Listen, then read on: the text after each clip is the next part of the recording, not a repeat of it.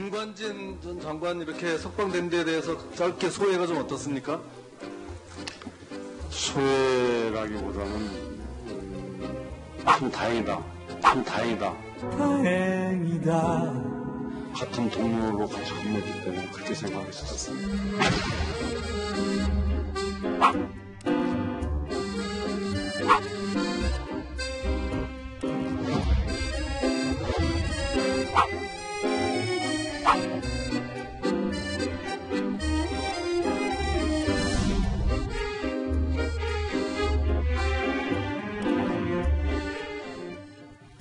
송영무 국방장관의 문제가 된 발언 앞뒤에 어떤 정황이 있었던 건지 직접 들어보시죠.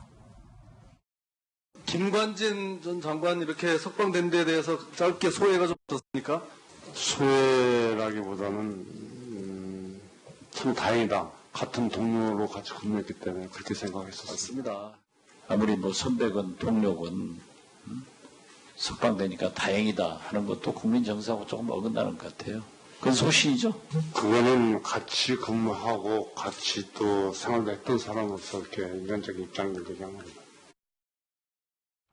어제 있었던 김관진 전 장관의 석방에 대해서 지금 송영무 장관이 다행이다라고 이야기를 한 건데 이게 뭐 이렇게 말이 나올 수 있는 그런 자리였나요?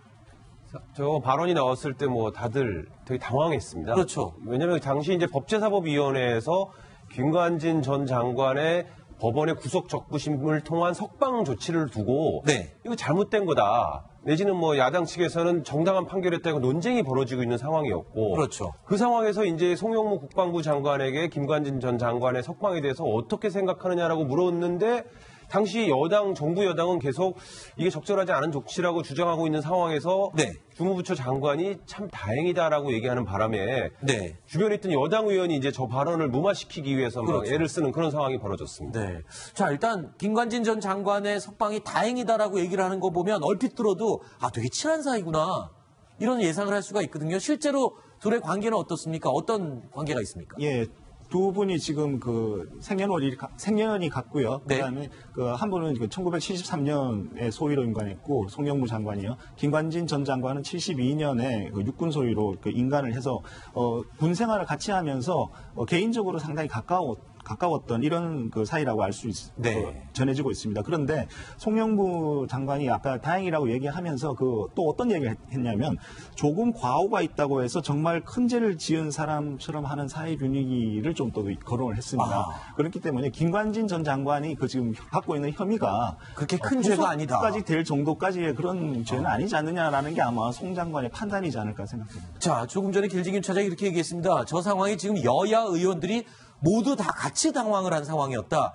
급기야는요, 여당 의원이죠. 박범계 의원이 이 상황을 막 수습해 나섰습니다. 저는 적절하지 않다라는 판단입니다.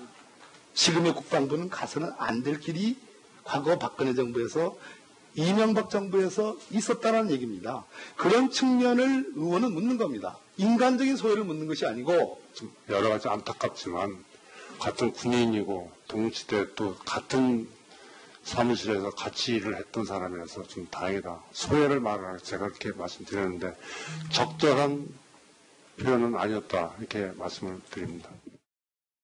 길진김 차장, 지금 여권 인사들 사이에서는 송영무 장관이 국회에 출석하면 또 어떤 이 문제가 되는 발언이 나올까 막 노심초사한다면서요.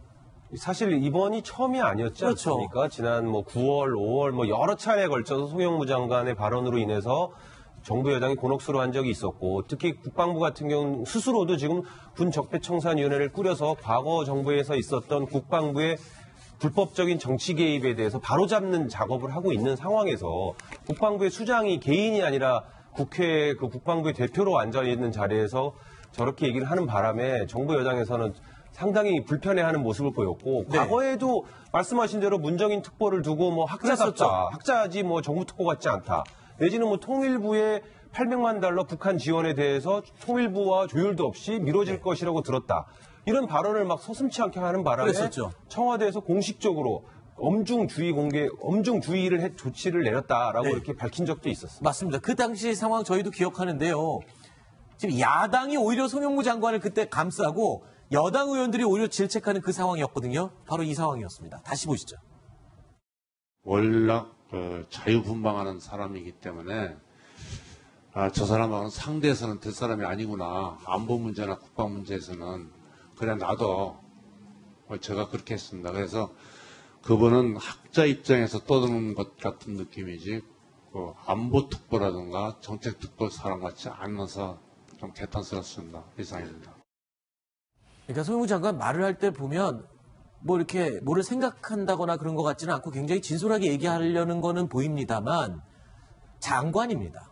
근데 지금 말을 할 때 보면 장관과 개인을 조금 왔다 갔다 혼돈스러워하는 건 아닌가 이런 생각도 좀 들거든요. 그렇게 볼 여지가 충분하고요. 그렇지만 어쨌거나 지금 정부 여당에서는 그 적폐청산 여기에 지금 거의 올인하고 있고요. 네. 그래서 이제 여당은 이 적폐청산의 그 여론을 띄우고 검찰은 이 수사를 통해서 이제 줄줄이 잡아놓고 뭐 이런 지금 분위기인데 지금 송 장관이 좀 어눌한 말투로 여기에 찬물을 끼얹었다 이렇게 좀 생각이 듭니다. 근데 이제 정부 입장에서는 그런 겁니다. 지금 국가 위기 상황 아니겠습니까? 네. 북핵 문제라든지 사드 문제라든지 아직 풀리지 않은 문제가 많이 있고 국방부 장관이라 하면 그 컨트롤 타워에서 핵심 인사입니다. 네. 이 핵심 인사가 청와대나 통일부와 이렇게 조율되지 않은 상태에서 개인의 발언을 소신 내지는 자기의 느낌이라 그래서 막 얘기하는 바람에 사실 외국이나 국가적으로 볼 때 상당히 혼란스러운 상황을 초래할 수도 있는 거거든요. 네. 그런 부분 때문에 아까 뭐 문정인 특보에 대해서 얘기했을 때 그게 9월 18일이었던 걸로 제가 기억하는데 네. 9월 19일 날 바로 청와대에서 아까 말씀드린 대로 엄중 주의 조치를 내리고 뭐 주의를 촉구하고 그런 일이 벌어지고 있는 것 같습니다. 네. 그런데요, 이런 가운데 지금 김관진 전 장관 석방과 관련해서 우병우 수석 이야기가 나오고 있어요. 우병우 전 수석 이야기가요. 그런데 이게 송영길 의원이 SNS에 무슨 글을 남겼군요. 이게 무슨 공통점이 있어서 김관진 전 장관 석방이랑 우병우 전 수석 얘기가 그렇게 같이 나오는 겁니까? 지금 김관진 전 장관을 석방한 판사가 있지 않습니까? 네네네. 이미 구속이 됐고 열흘 이후에 구속 적부심이라는 절차가 있는데요. 네. 판사가 바뀝니다. 근데 이제 지난번에 구속한 판사와 다른 새로운 판사가 이제 그 심리를 해서 석방 결정을 내렸는데 네. 송영길 민주당 의원이 그 판사가 우병우 전 민정수석의 대구 봉화 동양이고 서울대 법대 동기고 연수원 동기라서 신상을 공개한 거군요. 예, 그렇습니다. 그런 신상을 드러내면서 아마도 그래서 성향이 보수적이고 이러다 보니 그런 말은 하진 않았지만 네. 개인적으로 친분이 있어서 석방한 거 아니겠느냐 네. 이런 뉘앙스로 올리는 바람에 네. 많은 논란이 벌어지고 있는 겁니다. 그러니까 이 인터넷에는 젊은 사람들이 속칭 신상 털기라고도 말하는 개인의 신상을 공개적으로 송영길 의원이 얘기를 했는데 그 개인의 신상이 그냥 개인이 아니라 아주 중요한 지금 사건을 지금 판결을 해야 되는 또는 구속 여부를 결정해야 되는 판사의 신상을 공개한 거예요. 여상한 변호사님이 판사 출신이시니까 이거에 대해서 어떻게 보십니까? 좀 비난이 좀 있어요. 저는 우리나라에서 이제까지 많은 정치적인 사건에서 어떤 법원의 결정이 나오면은 네. 자기가 좋아하는 결정이 나오면 법원이 정의의 사도다 그러고 네. 그다음 반대쪽에서는 마치 무슨 뭐 앞잡이라든가 네. 이런 비판을 하는데요. 이게 사실은 자기 얼굴에 침 뱉기고 우리나라의 국격을 떨어뜨리는 겁니다. 네. 저는 기본적으로 미국에서 있죠. 트럼프 대통령이 그 이슬람 국가 몇 개국의 그 국민들 미국 입국을 불허했을 때 네네. 미국 법원 1, 2심이 네. 전부 다 그건 잘못됐다고 판단했는데 대법원에서 있죠. 그걸 네. 좀 정지를 시켰어요. 네네. 그러니까 그 트럼프 대통령이 손을 들어준 거죠. 이럴 때 우리나라 같았으면 그 1, 2심을 지지했던 많은 분들이 분노를 하고 막 그 욕을 했을 건데 미국은 아주 조용해요. 네. 우린 법원의 판단을 믿는다. 법원이라는 게 있죠. 뭡니까? 자기 그 어떤 여론이라든가 어떤 정치권의 압력에 그 독립적으로 판단하라고 제3의 기관을 둔 거지. 네. 만일 국민 여론에 따라서 재판할 것 같으면은 그럴 필요가 없지 않습니까? 그러네요. 그러니까 우리 국민들도 좀 더 성숙한. 네. 그러니까 어떤 판결에 대해서 논리적이고 네. 그다음 팩트에 입각한 비판을 하는 건 좋지만 네네. 그 결정이 자기 마음에 안 든다고 네. 모독을 하는 것은 이거는 우리나라 스스로의 국격을 떨어뜨리는 거다. 지금 그 해당 판사가요. 임관빈 전 국방부 정책실장도 역시 구속 적부심을 해야 되거든요. 네. 그런데 이렇게 신상이 공개됐으니 그 심사도 굉장히 부담을 가질 수밖에 없네요. 그건 당연하죠. 저도 판사를 했지만요. 이런 과도한 비난이 들어오면요. 판사들이 그래도 나는 명예로 살아왔다고 좀 생각하는 사람인데 네. 여기에 대해서 신상 털기에서 무슨 욕을 한다거나 네. 이렇게 하면 심적인 부담이 없을 수 없고요. 그렇죠. 그래서 저는 이런 부분이 만일에 그 비난을 한 사람, 자기의 가족이나 자기가 어떤 이런 사법심사의 그 대상이 됐을 때 이런 일이 벌어졌을 때 자기가 그걸 갖다가 감내할 수 있겠는가, 네. 참을 수 있겠는가 한번 생각해 보시기 바란다는 거죠. 네. 송영길 의원의 그 트윗 내용 중에 TK 동향이라고 쓴 표현은 정말 불쾌한 표현이고요. 네. 그 지역 사람들은 굉장히 좀 불쾌할 것 같습니다. 네.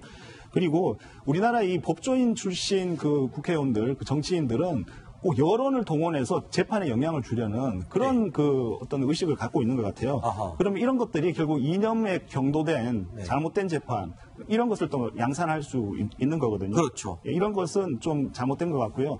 어떤 판사들은 다 그 법리와 그 증거에 의해서 양심적으로 판결한다 이렇게 일단은 믿어줘야 될 것 같습니다. 그러니까 시청자분들이 보시고 있으니까 네. 저 신광열 판사라든가 판사들은 있죠. 네. 전부 다 어떤 정치적 이념이라도 경도되지 않고 네. 공정한 판단을 내리기 위해서 네. 엄청나게 노력하고 있다는 것을 네. 믿어주셔야 됩니다. 알겠습니다. 국민이 안 믿으면 판사들이 제 역할을 못하고 네. 그러면 나라의 질서가 무너지게 되거든요. 네. 알겠습니다.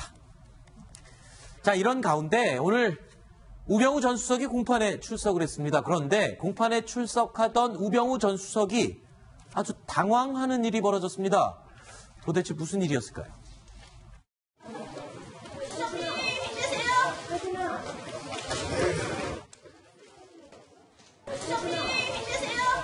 네. 2,500만 분의 1.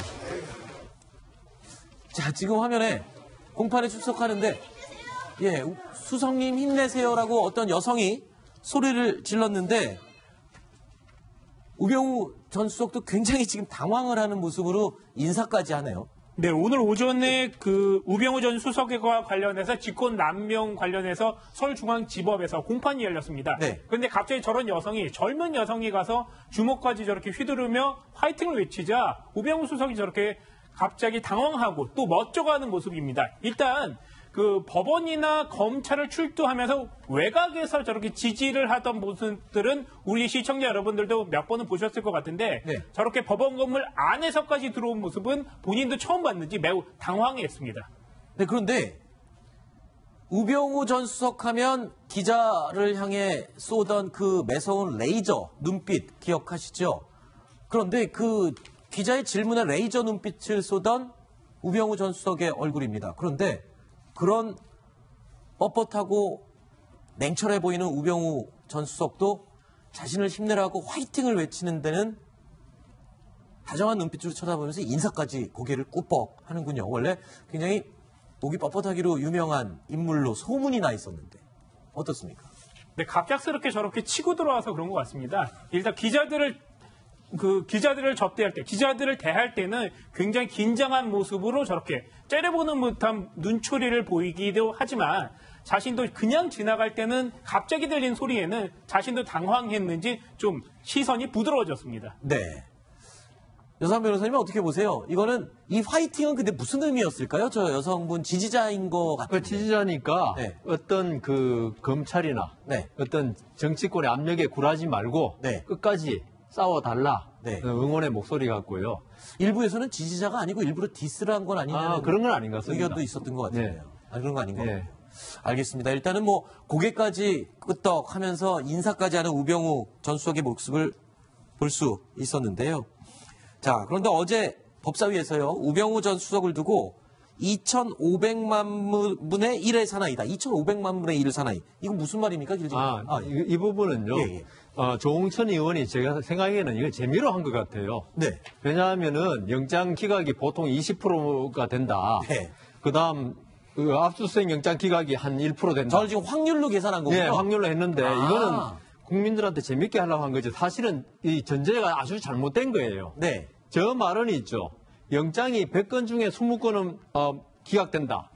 이게 무슨 통계 나오는 영장 기각률, 압수수색 영장 기각률 통계로 낼 수가 없습니다. 네. 100건이 처음 100건 다 기각될 수 있는 거고, 네. 그다음 한 건도 기각 안 될 수 있는 거죠. 그렇죠. 그런데 지금 그 조홍천 의원의 말대로 하면은 이 판사들이 영장 기각을 퍼센트를 정해놓고 하기 때문에 네. 이 100건 중에 20건은 무조건 기각해야 한다. 이건 아니잖아요. 그렇죠. 왜 영장은 있죠. 어떤 통계가 아니고 네. 어떤 사람 개인에 대해서 영장이 발부되냐 안 되냐 2분의 1입니다. 무조건. 네. 이 때문에 아니 근데 그렇게 해석을 하시는 건 당연한데 네. 국민들이 볼 때는요. 어떻게 이렇게 다 유리한 쪽으로만 이렇게 다 아, 걸 그거는요. 이 정도의 확률이 나오지 않겠냐고 이유를 할 수도 있잖아요. 구속영장이 제일 큰 거고요. 네. 혐의가. 그게 기각되면 있죠. 범죄 혐의가 없다는 겁니다. 네. 그러면 통신사실조회영장도 범죄 혐의도 없는 사람을 네. 통신사실조회하면 되겠습니까? 아니, 네.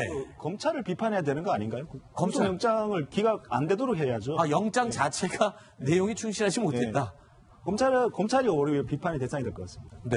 저거는요. 그러니까 제가 만일에 어떤 살인죄로 영장이 청구권이 기각되면요. 제에 대한 어떤 압수수색 영장, 통화기록 조회 영장 다 기각될 수밖에 없는 거 아니겠습니까? 네. 그래서 이거는 그 비판을 한 거는 좋은데 잘못된 사실관계를 전제로 비판하는 것은 옳지 않다. 네. 그런 생각이 듭니다.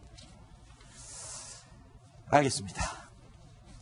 자, 이번 순위 얘기 뜨겁게 지금 논쟁을 벌여봤는데요. 자, 여기까지 듣도록 하겠습니다. 길진균 차장 이야기는 오늘 여기까지 듣겠습니다. 오늘 말씀 고맙습니다. 고맙습니다. 네.